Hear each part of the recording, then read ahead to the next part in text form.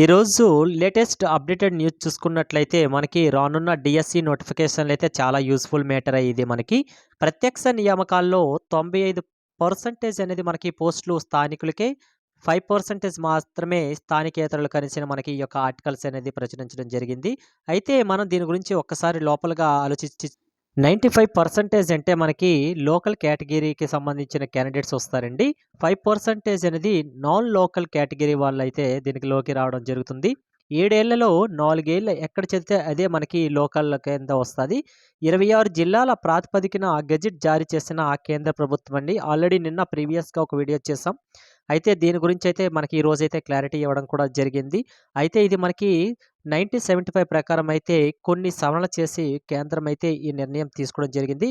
Already ప్రీవియస్‌గా చూసుకున్నట్లయితే 80% వరకైతే లోకల్, 20% నాన్ లోకల్. అది ఇప్పుడు ప్రెజెంట్ అయితే మారిపోయింది టోటల్‌గా. విషయానికొస్తే రాష్ట్రంలో 26 జిల్లాలకు సంబంధించిన నూతన ఏపీ పబ్లిక్ ఎంప్లాయ్‌మెంట్ ఆర్డర్ 2025 గెజిట్‌ను కేంద్ర ప్రభుత్వం జారీ చేసింది. ఇప్పటివరకు ఉన్న పబ్లిక్ ఎంప్లాయ్‌మెంట్ ఆర్డర్ 1975ను రద్దు చేసింది. కొత్త ఆర్డర్‌లో ఉద్యోగ నియామకాల్లో స్థానికత, అలాగే స్థానికేతర కోటాలు, జిల్లాల, జోన్ల వైస్‌గా అయితే మనకి ఇవ్వడం జరిగింది కూడా ఈరోజు. మల్టీ జోన్‌లో అలాగే రాష్ట్ర స్థాయి పోస్టులను ఉద్దేశించింది. కేంద్రం జారీ చేసిన ఉత్తర్వులకు అనుగుణంగానే అయితే ఈ యొక్క నిర్ణయం తీసుకోవడం జరిగింది. 27 నెలల సమయం ఇచ్చిందండి ప్రభుత్వం అయితే దీనికోసం. నేరుగా చేపట్టే ఉద్యోగ నియామకాల్లో మనకి 95% స్థానికులకు, 5% నాన్ లోకల్ వాళ్ళకైతే ఇవ్వడం జరిగింది. ప్రస్తుతం స్థానికత, స్థానికేతర కోటా, జిల్లా నియామకాల్లో చూసుకుంటే 80-20 అయితే ఉంది. అదే జోనల్ స్థాయిలో అయితే 70-30గా ఉంది. స్థానికతకు ఇప్పటివరకు ఉన్న ఉమ్మడి 13 జిల్లాలకు ప్రామాణికంగా తీసుకోగా కొత్త గెజిట్ ప్రకారం 26 జిల్లాలు తీసుకోనున్నారు. కేంద్ర ప్రభుత్వ ఆదేశాలకు అనుగుణంగానే రాష్ట్ర ప్రభుత్వం ఉత్తర్వులు జారీ చేస్తే ఈ యొక్క నియామకాలు జరుగుతాయి. 26 జిల్లాలకు 6 జోన్లు, 2 మల్టీ జోన్లుగా కేంద్రం ఉత్తర్వులో పేర్కొంది. స్థానిక కేడరు, పోస్టుల తరగతులకు సంబంధించినటువంటి రాష్ట్ర ప్రభుత్వం అనేది ప్రత్యేక ఉత్తర్వులు కూడాను మనకి జారీ చేయాల్సి ఉంటుంది. ప్రస్తుతానికైతే ఆల్రెడీ నిన్న ప్రీవియస్‌గా దీనికోసం అయితే నేను క్లారిటీ ఇచ్చాను. ప్రస్తుతం అయితే ఈరోజు కూడా క్లారిటీ వచ్చింది.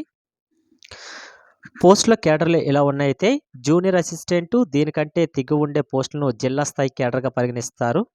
జూనియర్ అసిస్టెంట్‌కు పైన సూపరింటెండెంటు, మొదటి స్థాయి గెజిట్ పోస్టులకు జోనల్ పోస్టులుగాను, సూపరింటెండెంటు, మొదటి స్థాయి గెజిట్ పోస్టు కేటగిరీ పైన డిప్యూటీ కలెక్టర్లు, దీనికి సమానమైన కేటగిరీలను మల్టీ జోన్ పోస్టులుగా పరిగణిస్తారు.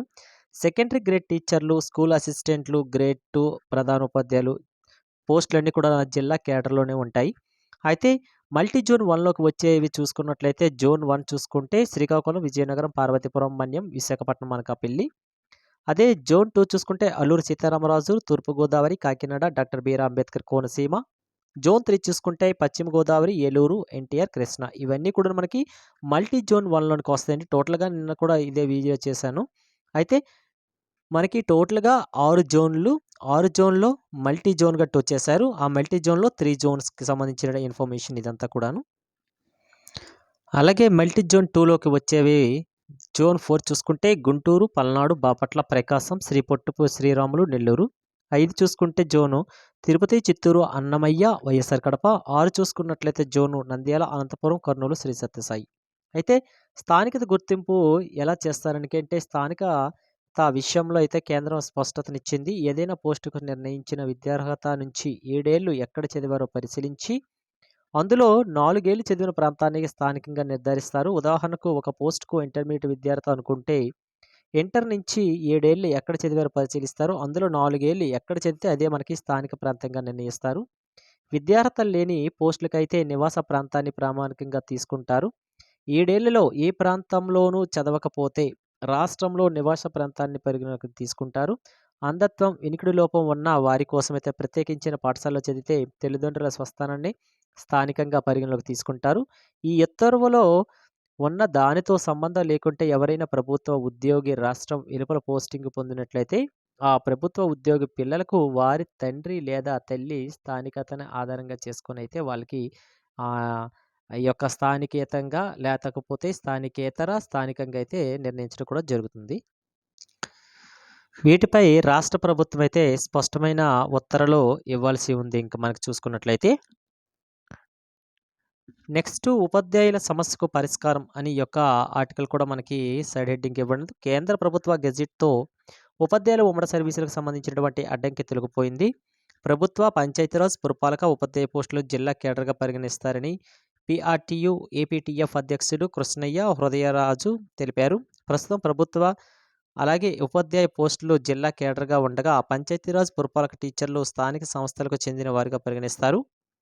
కేంద్ర ప్రభుత్వం జారీ చేసిన గెజిట్ అమల్లోకి వస్తే 3 విభాగాలను జిల్లా కేడర్‌గా పరిగణిస్తే ఉమ్మడి సర్వీస్ రూల్స్ అమలుకు మార్గం ఏర్పడుతుంది అని ఉపాధ్యాయులైతే పేర్కొంటున్నారు. ప్రస్తుతానికైతే దీనికి సంబంధించిన ఇన్ఫర్మేషన్ ఈ విధంగా ఉంది.